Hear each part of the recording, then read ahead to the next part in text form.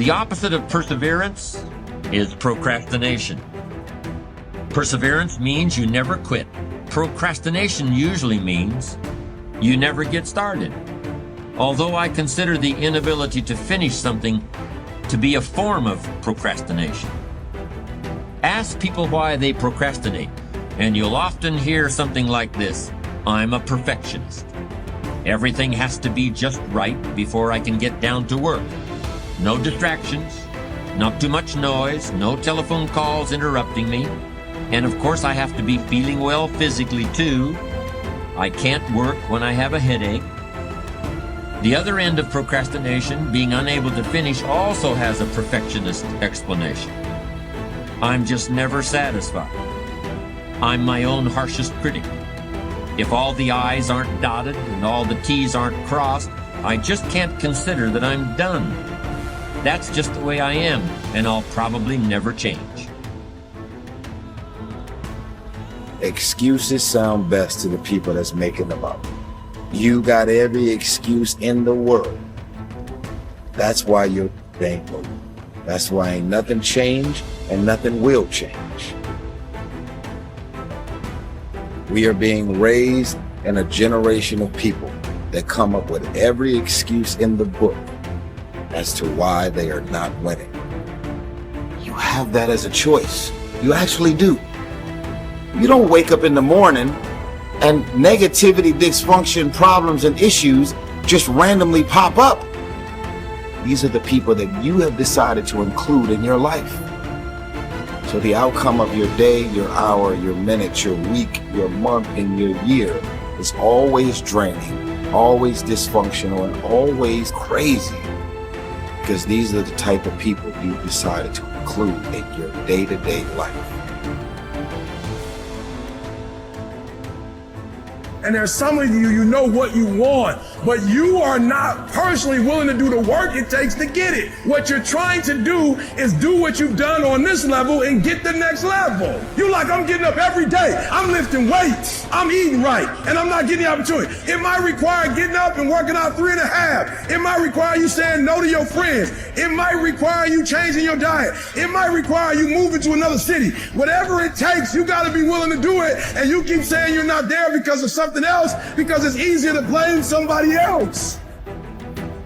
And there are those of you, you were this close, but you compromised. You let your feelings get the best of you.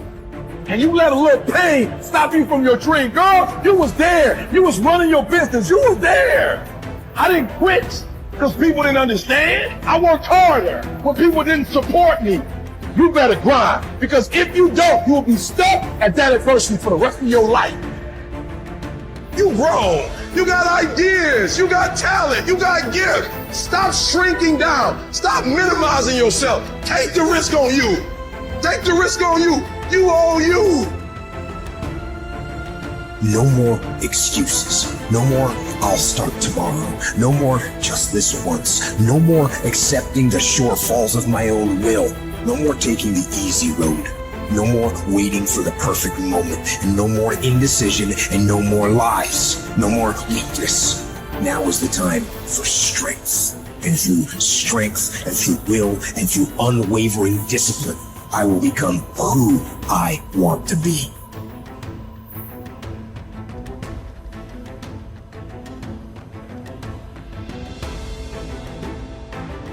You can literally create your own economy. Now I'm going to tell you, you do not have to know how it's going to happen. You only have to know it's going to happen. You want to stop and think what you want and take the lid off. Take the lid off your mind. You can have anything you want. And I'm going to tell you something else. You don't even have to believe it. You can say, this is a crop. If you keep doing what I tell you, you're going to start to believe it. I'll explain something now and I'll explain it later, and you may see it different a little later. Our belief system is based upon our evaluation of something. And frequently, if we reevaluate a situation, our belief about it will change. Now, I've been studying the Bible, I've studied various religions. There's only a half a dozen, so it's not too difficult. I had studied all kinds of books on personal development that you could find. And every one of them kept saying, you got to believe. And I'm thinking, how do you believe? Some says, you got to believe it. Well, how do you believe? That's a pretty good question, isn't it? How do you believe? Most people can't answer that. But they know if you don't believe it ain't going to happen. You got to believe it. And if you don't, you show it in everything you do. You got to believe it. I was trying to figure this out 9.5 years. I was in a coffee shop with a mentor, Leland Belvandewaal. And he said that, just in conversation. Our belief system is based upon our evaluation of something. And frequently, if we reevaluate a situation, our belief about it will change. I said, what did you just say? He said, what do you mean? I said, about belief. I said, our belief system is based upon our evaluation of something. And frequently, when we reevaluate the situation, our belief about it will change. And all of a sudden, I knew why I had changed. Looking at some of the things that keep us from approving ourselves, that we've all done some things that we don't feel good about. Things that if we had to do those things over again, we would not do those things, or we would do things differently. So part of what we must do in order to begin to move into your greatness, you got to remove a major energy block. And that is dealing with the issue of forgiveness. People that have hurt you, someone who's done you wrong. Make a list, and things that you have done that you feel bad about, that you regret. Make a list. There may be a time when you weren't a good father, or a good mother, or a good brother or sister, or you were a bad child, or you didn't do a good job, or you lied, or you were dishonest, or you stole. No one knows this but you, or something you feel good about, so there's a real dog in me to do that. Something you just really regret. So we make a list of all those things. All of us have some of that. Somebody said there's some good in the worst of us and some bad in the best of us. So none of us escape. Now here's something I want you to do. I want you to become involved in an active process to get some clutter out of your life. So if there's any area in your life that you need to clean up, start working on it. I'm going home tonight to clean my closets. Any of you got any cluttered closets? Oh, raise your hand, please. Good. Let's go home. Let that be our task this week. See, the first law of the universe is order. Go home and clean the closet out. Get the clutter out. Start letting some of this junk go to make some room for something else. Do that with people. There's some people who's cluttering up your life. They serve no purpose whatsoever. They're just holding and occupying a space that somebody useful, positive, nurturing, and contributing could be holding that space. You don't even have time to look to see what else is out there because you all have all of these people surrounding you that's not enabling you to grow.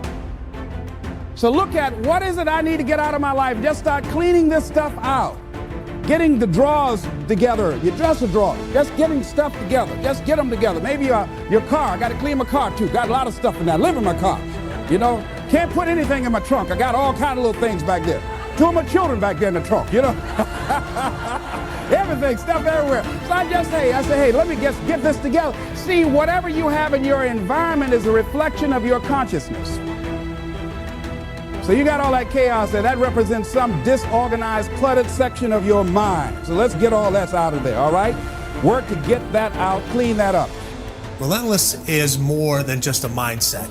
It's a skill set, it's a mindset, it's a way to kick ass. We talk about kicking ass and taking names. Well, when you're relentless, you've kicked so much ass, you can't remember all the names because it becomes irrelevant. The name that they remember is your name. That's what relentless is being about. It's not about others, it's about yourself. It's about taking yourself to a level that only few people can achieve. The mindset is completely different. It's learning to step on their throat. It's about killing the competition. Your fiercest competitors are cutthroat individuals. All they want to do is win, and they want to win over and over again. It's not just a one-time thing. Success is repeated many, many times. You can have a skill set to do a lot of things. Okay, you can train, you can read a manual, you can do all these different things, but a skill set only works if you have that mindset.